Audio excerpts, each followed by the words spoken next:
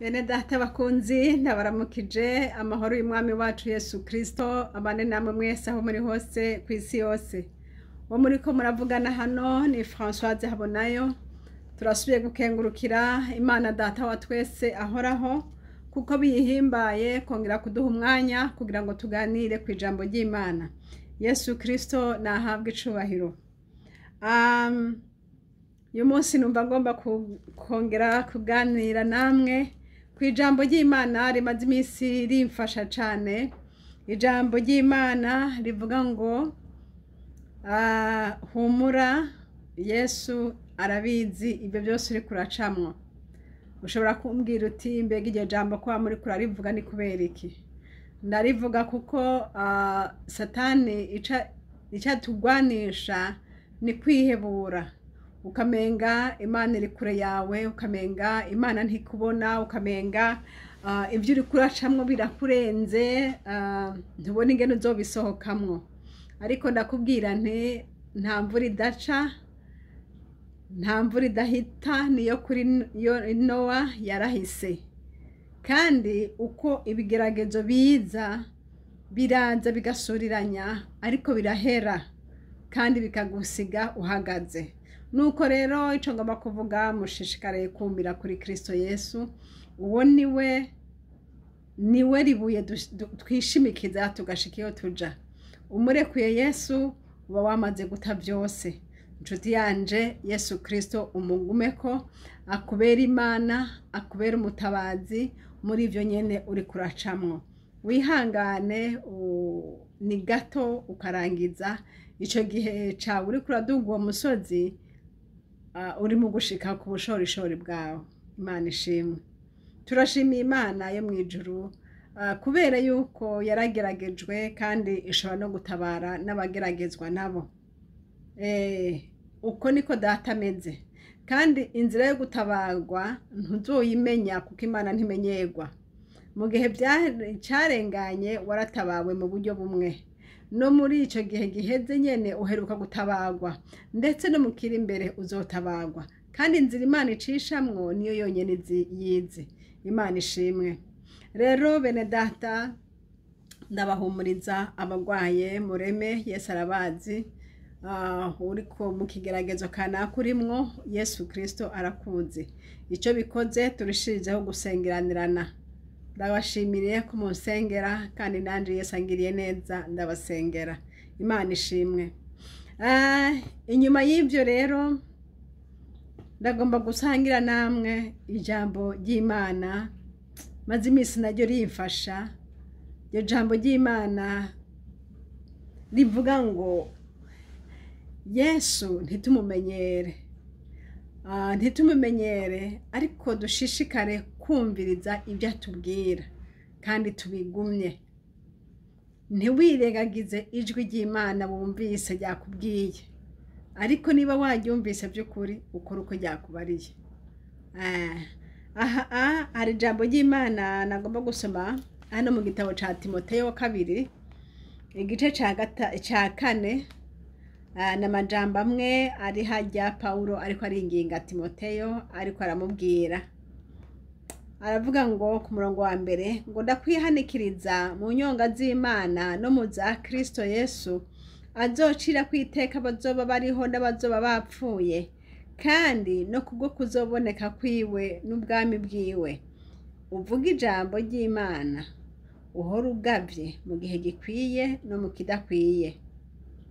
Uhane, wihanize, uhanure mu kwihangana kose no mu kwigisha kose. Imana ishimwe. Paulo yariko arabwira Timoteyo umwana we akunda, nk'uko nawe ushobora kubwira umwana wawe ukunda, ukamubwira uti ndakwihanikiriza mu nyonga z'Imana. Ndakwihanikiriza mu nyonga z'Imana. Uvuga ijambo ry'Imana, uhora ugavye mu gihe gikwiye no mu kidakwiye. Uhane, wihanize, uhanure mu kwihangana kose no mu kwigisha. Aha yariko aramubwira nk'umukozi w'Imana kuko yamubwiye ati wame witeguye kuvuga ijambo ry'Imana umwanya ku wundi, kandi wame wihangana, kandi ntukareke guhana. Guhana kubera yuko iyo uhanye umuntu bimutera kwigarura, bimutera guhindukira, akaraba akabona hahandi yakosheje, agaca ahasubiza, agaca bigenza neza. Ariko iyo umurekeranye ntamenya ngo mbega nibiki nakoze nabi. Iyo umurekeranye mbese umurekerana ingeso ziwe mbi zose, na Yesu akazorinda agaruka asanga ataranazikosora. Ariko ngo uhane, wihanize, uhanure mu kwigisha kose, uhanure mu kwihangana kose no mu kwigisha. Data dufashe rero, nandaye niyo majambo bene data ndababwiye, muhore mugavye mu gihe gikwiye no mu kidakwiye, muvuge ijambo ry'Imana, muhanure umuntu uko mubona bikwiye, kandi mwihangane. Mwihangane kuri ibyo byose bibashikira. Hari ijambo rigize iminsi mu mutima wanje, ariryo ngomba kuvuga kuri iri jambo ngo Pawulo yandikiye Timoteyo, aha nyene yamubwiye ati uhora ugavye mu gihe gikwiye no mu kidakwiye. Ni ijambo rimaze iminsi rinyigisha ry'umuntu w'Imana atagavye. Narabisomye ndaraba ndavuga nti Mana we udufashe, hariho umuntu utagaba, ntugabe. Nukuvuga canke naho hakagera igihe ukaba umuntu agavye cane, hakabaho n'ikindi gihe udendebukirwa byose ukabirekura, ntusubire guhagarara ku izamu ryawe. Imana idufashe. Iby'Imana ntibimenyerwa. Waramaze gutsinda urugamba rwo mu isi, ni ukuvuga ngo waramaze kuva mu isi. Ariko niba ukiri muri iyi si naho urugamba muri kumwe. Waratsinze cya gihe, waratsinze n'ikindi gihe, ariko witegure no gutsinda no mu kindi gihe kiri imbere. Kuko niba ukiri mu isi, ingorane zo mu isi muri kumwe. Imana idufashe. Uyu muntu w'Imana rero nariko ndababwira, nuriya dusoma mu gitabo c'Abami ba mbere igice c'13, murahasoma hariya igice c'13 hariya ku mirongo, reka tuharabe.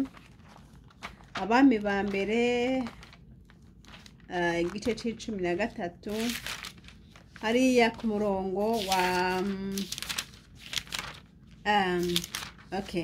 hariya ku murongo wa mbere, oya ugomba urahera hajya ku murongo wa mbere mu gice c'13. Ariko amajambo nagomba kubabwira n'aya majambo yo ku murongo w'18. Aya majambo avuga ngo n'umuntu w'Imana yakoreshejwe n'Imana ibitangaza. Imana iramutuma, musomye hariya ku gice cyose c'13 muzobibona. Aragenda aburira abantu bari bariko barasenga ibigirwamana, ababwira ati nyamara iki gicaniro muriko muracanira ko Imana iravyanse, Imana ntibishimye, ati mugiye kubona ibihano bikomeye biki n'ibiki arababwira. Hanyuma umwami yariko arosa, aca mutunga ukuboko gutya, ngo nimpumufate. Hama rero mvuze ngo nimbamufate, kwa kuboko kuca kugumayo, biranka kwa kugarura, kuca kurafatwa. Aca avuga ati ndakwinginze usengera Imana yawe imbabarire, kandi nawe mbabarire. Aca aramusengera, kwa kuboko kuca kurakira. Kumaze gukira niho rero yaciye amubwira ngo dusubirane muhira, ndakugaburire, ndagutasure, ukoreye Imana, ukoze byinshi rararara. Ubundi ati Imana yambuje sinshaka gusubirana inyuma nawe. Ati kandi yambwiye ati nta kintu nywa, nta n'amazi nywera hano hantu. Ati kandi naho wompa igihimba c'ivyo mu ngoro yawe, ngo ntaho twojana iwawe. Urumva yari yamaramaje kumvira Imana, no kutagira ikintu na kimwe kimutesha. Yesu nahabwa icubahiro. Hanyuma rero kandi yari yabujijwe ngo ntace mu nzira yazananye, aca aravyitondera agenda mu yindi nzira. Ngo aho rero ngo hariho umuvugishwa rero w'umutama, ngo uwo muvugishwa w'umutama rero nawe ngo acamenye yuko hariho umuvugishwa mugenzi we yaje muri ico gisagara. Baca bamudondera ivyabaye, aca rero avuga ati none ari hehe uwo muntu w'Imana? Bati yaciye hariya yafashe iyi nzira. Aca aramukurikira, ngo aca amusanga yicaye munsi y'igiti aruhutse. Ngo aca aramubwira ati wa muntu w'Imana we, ati nanje ndi muvugishwa w'Imana, ati nunze tujane, ati mu marayika mbare ngo ndaguhamagare uze dusubirane muhira ndakugaburire. Uwundi ati nyamara eka, ati Imana yambujije jewe, ati yavuze ngo sinsubire singiye ico ndya kandi sinywe n'amazi. Aca aramubwira ati nyamara nanje Imana yatumye umumarayika wayo niwe ambwiye ngo nze ndaguhamagare. Avyumvise ngo aca aremera, barasubirana inyuma. Ariko Bibiliya yatubwira neza ngo ariko yaramubesha, niko Bibiliya ivuga ngo ariko yaramubesha. Aca yemera asubirana inyuma nawe, baca baragenda. Aca aramugaburira. Ngo bakiriko bararya ku murongo wa 20, Imigani Abami ba mbere plutôt 13 ku murongo wa 20, ngo bakiri ku meza ijambo ry'Uhoraho riza kuri wa muvugishwa yamugaruye, avuga n'ijwi rirenga, abarira uwo muntu w'Imana avuye i Buyuda, ati ukuri k'Uhoraho agize ngo ko wanse kumvira ijambo ryiwe, ntiwitondere icagezwe ciwe Uhoraho Imana yawe, ariko ngo ukagaruka ukarya ivyo kurya ukanywa n'amazi ahantu hakubujije, ngo ntuzugire ico urya canke ico unywa, ngo nuko rero umuvyimba wawe ntuzoruha ushika mu mva y'abasokuruza. Ngo hanyuma rero ngo amaze kuvuga ivyo wa mutama aca aragenda, agiye ngo aca ahura n'intambwe ngo icamutagura aca arapfa. Inkuru biraheze. Nariyumviriye ku bw'ayo majambo, ndiyumvira ku bw'uyo muntu w'Imana. Uwo muntu w'Imana yari yabonye Imana imukoresha ibitangaza, ikamukoresha agasengera umuntu yanyunyutse ukuboko agakira, ikamukoresha ibitangaza. Mwami wanje yari yaravuze ati naho wompa igisata c'ivyo mu ngoro yabo sinokwemera gusubirana inyuma. Aho yaranesheje. Ariko uyu nawe yaje yivuga ngo numuvugishwa, kandi koko yari umuvugishwa nawe. Ngo aca aramuhenda, ngo aramubwira ariko aramuhenda. Jewe rero nariyumva baje nti kubera iki yamuhenze, mbese kubera iki yamuhenze? Ariko yarajanywe n'umutima w'urukundo, yumva ashaka kumugaburira. Yavuga ati uyu muntu avuye kure kandi aheje gukora ibikorwa bikomeye hano hantu, none rero kandi amugaburire. Yarafise umutima w'urukundo, ariko urwo rukundo rwamuteye kumubesha.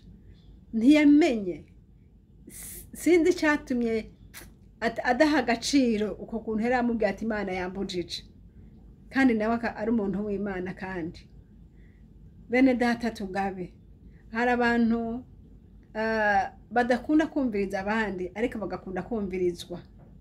Imana idufashe rero, uwo kumvirizwa ni data umwami Imana. Niba hari ico yakubariye ugihagararemwo, ukumva umwami akubara ati yamara je bambare ngo simfatiye inzira, ntugende, kuko niwagenda kumbura ibyago biri imbere. Ukabona abantu Imana ikakubwira ati yamara ntujane nabo, ntubirengeko, ntureke ntimujane, kuko ntubizi igitumye Imana ikubari ivyo bintu. Nariyumviriye cane kuri uyu muvugishwa, yari yarumvise Imana ivuga. Hanyuma hakaza uwundi muntu akamubwira ati yamara naje Imana yambariye gutya. Mbega kubera ko atahaye agaciro iyo yamubariye, ngo avuga ati naho yoba yakubariye wewe ntaco bitwaye, jewe iyo nizeye nanje yambariye gutya na gutya. Cyane cyane ko ataranamuzi, biragoye. Umuntu utazi womenya gute ko avugishijwe n'Imana? cane cane yaje kubarira ibinyuranye n'ivy'Imana yakubariye. Nuko rero bene data tube maso, hari igihe kiba kigoye. Satani yari yaraneshejwe muri iki gihe ca mbere, hamwe yarahejeje gukoreshwa n'Imana bakamubwira ngo bamugarure kumutasura akanka. Yaranesheje, ariko Satani ntakureka. Wanesheje biriya, ariko ibiri imbere nabyo uraraba nabyo ko hava binesha, kuko Satani ntakureka ngo yaneshejwe. Oya, Satani umunesha ngaha akaca gutegera imbere naho. Ndakwifuriza kwa muri kuranesha inshuti yanje. Ibyo ucamwe ni byinshi, ibyo warenganye ni byinshi. Usaba inkomezi ushobore kurengana n'ibindi biri imbere. Ibiri imbere byo biza vyiyoberanije cane ku buryo bw'uko bizokugwa no kumenya yuko ari Satani yavuganye nawe. Iyo uyu muvugishwa aza kuba maso cane, yari kuhagarara akavuga ati naho uwo mbari bisabite sinemera, kuko iyo twavuganye ndayizeye gusumba iyo ubundi ambariye ntazi n'ibyo ari byo. Ariko aha tuhabona mu ijambo ryo kuba naive, ijambo ryo kudashikama, umuntu akijajara ukavuga uti hariya hari mu bapagani, hariya hari mu bantu basenga ibigirwamana, basenga izindi mana, hariya ko batambariye bambwiye ngo nsubirane inyuma nabo, ariko sinavyemeye, Imana ishimwe. Ariko uyu nawe kwavuga ngo ni umuntu w'Imana, kandi bishoboka ko yaba ari umuntu w'Imana. None rero uyu nawe ntiyigeze yibaza ko ari Satani yoshaka kwidegiza muri ibi bihe inshuti yanje. Ubundi niwe yavuze ati amazi si yayandi, ati amazi si yayandi. Kumbure ibi bihe byarahindutse, uzobona umuntu akubara ngo ni umuntu w'Imana, ati ngwide tujane, mwashika imbere akaguhinduka. Ukabona umuntu akabwira ngo njende umuntu w'Imana, ngo dukwane ivyashara, mwashika imbere akaguhinduka, ugasanga arakwivye. Uwundi ati nyamara jewe nje gukeshana nawe, nje kusenga iwawe, kumbe aje kugeta mu nzu arabe ingene hameze kugira ngo agutware ivyawe. Tube maso, ibi bihe biragoye. Gusengana n'umuntu utazi biragoye, gusengerwa n'umuntu utazi byose biragoye. Bene data tube maso, sabe impwemu yera, tugendane n'Imana, ugende wumva ijwi ry'Imana. Ikintu cyose ukigire ko amakenga, ti Yesu iki kintu ndagikore canke ndakireke, Yesu uyu muntu dufatane canke ndamureke. Kuko Satani kino gihe natinya kuvuga, ntatinya kwiyitirira ivy'Imana kandi atanabirimo. Raba uyu muvugishwa yageze kuba ari umuvugishwa w'Imana kandi akagera kuba avuga ibinyoma, kubera iki yabesha. Uravye nabigeranije Yesaya niwe yavuze cya gihe ngo yahura no mu marayika. Yesaya ngo yavuze ngo ewe jewe ndagowe, ngo kuko iminwa yanje yanduye, ngo kandi nkabambana n'abantu nabo nyene bafise iminwa yanduye. Nukuvuga ngo aho hantu ba harashobora kukwanduza, aho hantu ba harashobora gutuma amaso yawe y'impwemu atakibona neza. Aho mwisengero nyene mwicaye urashobora kubona abantu bose basigaye bimereye ko bishakira, nawe rero bikagutera kudebukirwa mu mpwemu. Icaha ntubukikibona ko ari icaha, kubera yuko ubone yuko abandi bantu nabo nyene bameze gutya bagenda gutyo, ukamenga byose uratorera, ukabona ntubukimenya guhagarara mu Mana neza, ubitewe nuko abo bantu bose bameze gutyo. Ugabe inshuti yanje, ugabe kubera yuko n'uyu muvugishwa yari umuvugishwa w'i Beteli, ariko kandi umwami w'i Beteli nawe yari afise ibigirwamana baterekera bagenda gusenga. Ntawomenya yuko n'uyu nawe naho yiyitirira Imana atahora agenda gusenga kuri ivyo bicaniro vyabo. Donc l'environnement yari yarabaye poliwe, kubera yuko aho hantu nta Mana yari ikihaba. N'abavugishwa b'Imana bose urabona ko nabo nyene bari barahumanye, ariko ntibamibone. Muntu yubahuka kubesha, data dutabare. mwene data ndakwinginga mu nyonga z'Imana wongere urabe ukuri kuragenda, wongere urabe aho hantu hagaze uko hameze, urabe aho hantu usengera uko hari, wongere urabe ko hagaze mu Mana neza. Ivyo ubona ntibigutume amaso y'impuhemu yawe apfa ngo nuko ubona bose bameze uko. Hari ibintu byantangaje,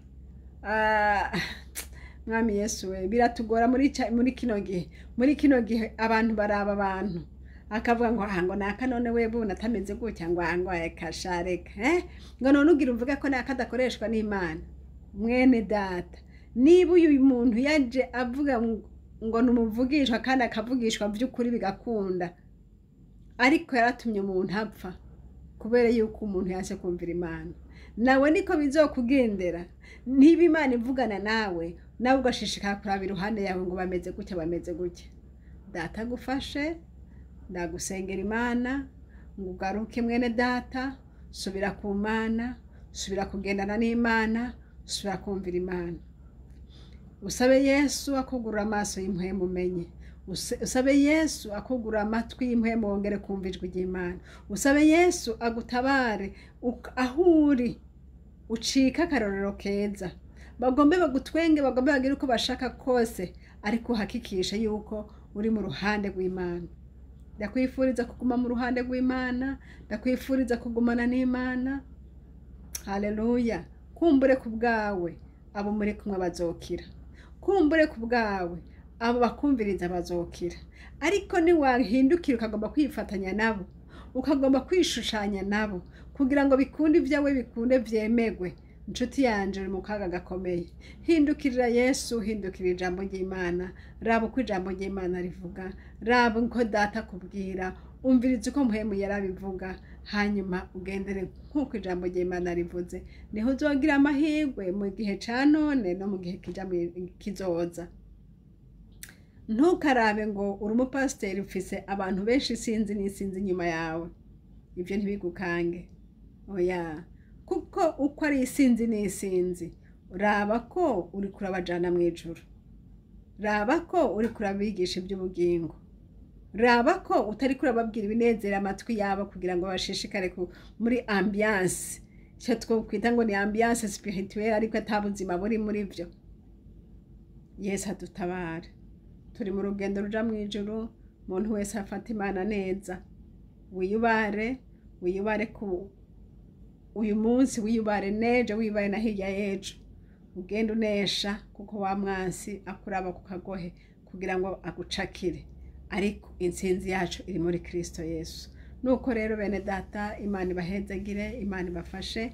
N'aya majambo nagomba kubabwira ngo mugabe mwame musenga mu gihe gikwiye no mu kidakwiye, muhore muri maso, mwihanganire ibi na biriya.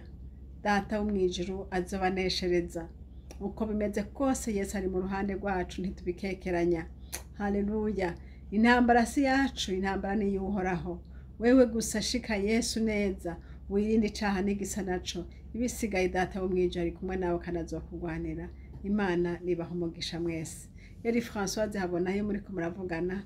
Nomero za telefone ni za zindi, ni +46 768 0065 46. Kandi ishene tuvugira ko navuze ko ari shene Habonayo muri majuscule. Icyo nagusaba ko wagira subscribe. Intego ni iyihe? No kugira ngo ijambo ryose nzoza ndababwira uko umwami azombarira kubikora, nawe ntihagenda kimwe kizogucika. Ni iby'ukuri ndifuza ko atajambo na rimwe ryo kurengana, niba waragiriwe ubuntu kuza kuri ishene yanje. Nuko rero Yesu yampamagaye ashishikare kubahezegira kandi ashishikare kubafasha kugendera mu ijambo ry'Imana neza. Imana yera ibaha umugisha mwese. Amen. Haleluya. Urakoze Yesu.